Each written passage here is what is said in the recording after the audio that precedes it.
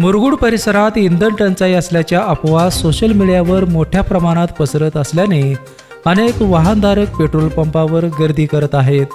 काहींनी घरातच पेट्रोलचा साठा करून ठेवण्यास सुरुवात केल्यामुळे कृत्रिम टंचाई निर्माण झाल्याचे चित्र दिसत आहे. टँकर येण्यास काही ठिकाणी विलंब होत असला तरी इंधनाचा पुरेसा साठा उपलब्ध असून वाहनधारकांनी घाबरून जाण्याचे कोणतेही कारण नसल्याचे आवाहन पेट्रोल पंप चालकांनी केले आहे. सध्या पेट्रोल आणि डिझेलची भारत देशामध्ये टंचाई आहे असं लोक म्हणतात.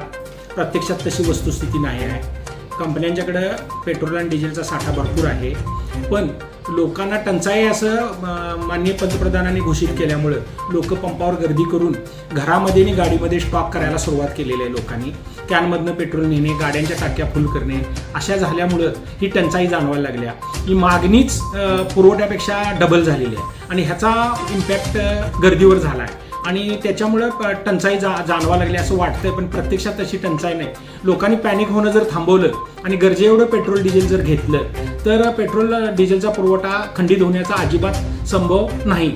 लोकांनी ह्याचा विचार करून साठा करणं बंद करावं. घरात पेट्रोल ठेवणं अतिशय धोकादायक आहे आणि त्या दृष्टीनं लोकांनी घरच्या लहान मुलांचा किंवा इतरांचा विचार करून घरात पेट्रोल किंवा डिझेलचा साठा करू नये. आणि पेट्रोल आणि डिझेल काय संपलेलं नाही. देशात पेट्रोल डिझेलचा साठा आहे आणि वेळची वेळी कंपन्या देत आहेत.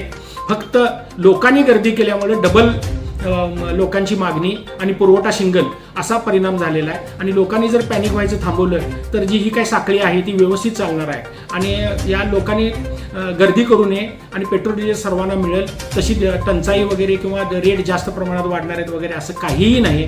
लोकांनी शांतता बाळगून पेट्रोल डिझेलचा लाभ घ्यावा. पेपेनसाठी कागलहून सर्जेराव भाट,